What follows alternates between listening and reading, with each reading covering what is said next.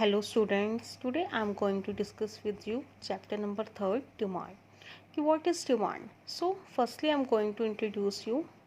Demand for a commodity is quantity which a consumer is willing to buy at a particular price at a particular time. Demand mainly for a commodity किसी भी चीज़ के लिए is a quantity एक quantity होगी विच a consumer जो एक consumer है जो उस टाइम पे एक बायर है ख़रीदने जा रहा है is willing two by at a particular price जो उसे उस टाइम पे प्राइस अवेलेबल हो रहा है और उस टाइम पे वो चीज़ खरीद रहा है that is called demand so demand for a commodity is एक ऐसी quantity which is a consumer is willing two by at a particular price at a particular time. So demand is mainly connected with two words, price and time. Demand arise out of following three things. कौन कौन सी तीन चीज़ें हैं? Desire, ability to pay and willingness to pay. Desire और want. So firstly we understand the term desire. Desire क्या होती है? Just मेरा wish. जैसे मेरी विश है, जैसे आपकी विश है कि हाँ कि ये मुझे क्या लेना है, ये न्यू चीज़ लेनी है. Like desire means the mere wish to have a commodity. For example desire of a poor person for a car, कि वो एक कार लेना चाहता है जबकि उसके पास क्या है जस्ट ₹200 इन हिज पॉकेट. तो it is just a desire, उसकी एक इच्छा है, उसके पास पैसे नहीं है. ठीक है, तो डिज़ायर क्या होती है? जस्ट मेरा wish.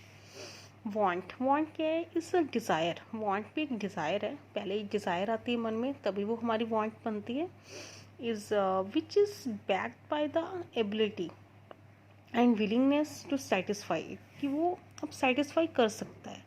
For example if the poor person wins a lottery, अब उसने लॉटरी विन कर ली and now he has enough money to buy a car, then his desire for a car will now be termed as want. तो वो उसकी क्या बन गई?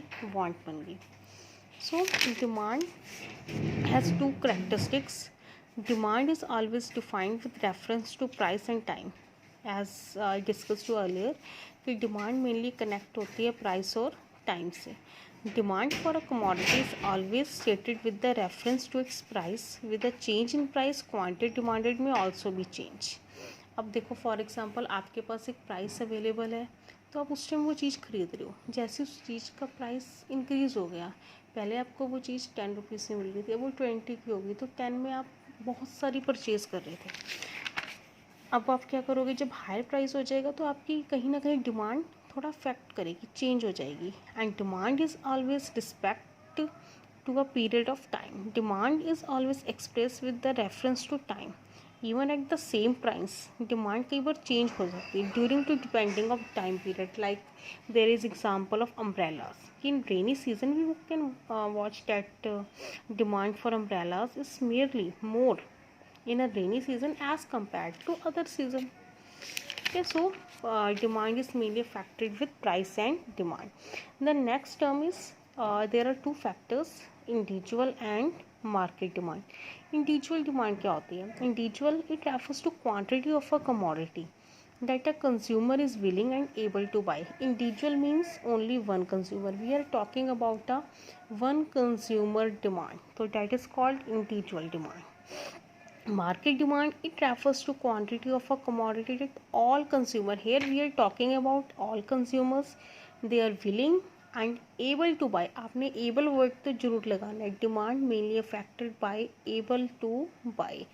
When all the consumers are able to buy at each possible price during a period of time, that is called market demand. Okay, there are some determinants of demand of individual demand. We are talking about here individual demand. First, price of given a commodity. It is the most important factor affecting demand for a given commodity. Generally there exist, आपने याद रखना है कि the price and demand इन दोनों चीज़ों में inverse relationship है.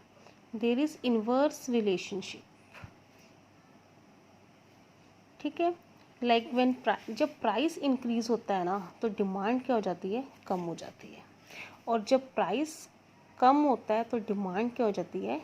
Increase हो जाती है. ठीक है, आपने ये बात याद रखनी है कि there is always inverse relationship between price and quantity demanded. The next one is price of related goods.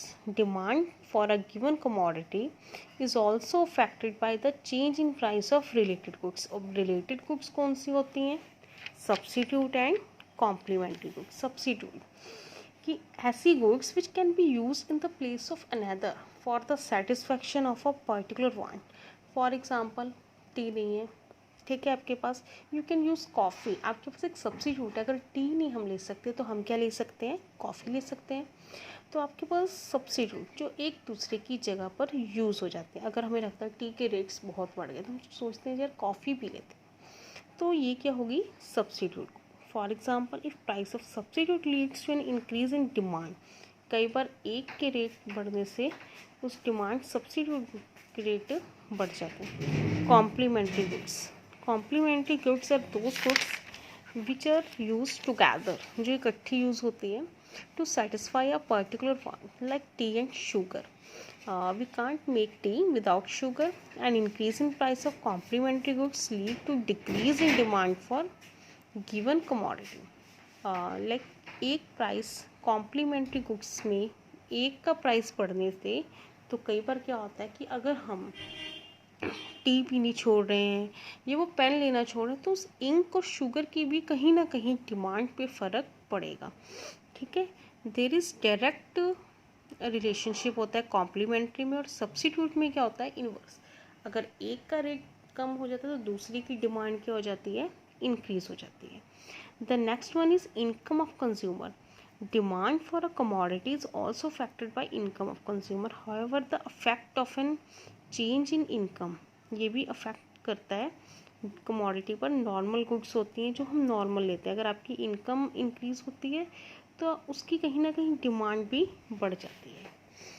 Inferior goods. Inferior goods कौन सी गुड्स होती हैं? जो लो क्वालिटी गुड्स होती हैं. अगर आपकी इनकम इंक्रीज़ होती है ना तो आप क्या करते हो? उन्हें छोड़ देते हो, उन परचेज करना छोड़ देते हो because they are of inferior quality. You want to buy now standard goods. ठीक है, next one is taste and preferences. Affect करते हैं डिमांड को क्योंकि हर इंसान का टेस्ट हमेशा सेम नहीं रहता, प्रेफरेंसेस बदलती रहती हैं. Taste and preferences of the consumer directly influence the demand for a commodity. Like fashion में चेंज आ गया तब अपने आप क्या होता है कि कहीं ना कहीं कमोडिटी के लिए डिमांड कम या बढ़ जाती है. Expectation of the change in the price in future. If the price of certain commodities expect किया जाता है कि फ्यूचर में उसकी प्राइस इंक्रीज़ हो जाएंगे, तब पीपल विल बाय मोर, तो वो पहले ही ज़्यादा खरीद लेते हैं. तो एक्सपेक्टेशन का भी डायरेक्ट रिलेशनशिप है individual demand. So student, firstly you understand this topic. In next video I'll discuss you next topic. Okay, thank you.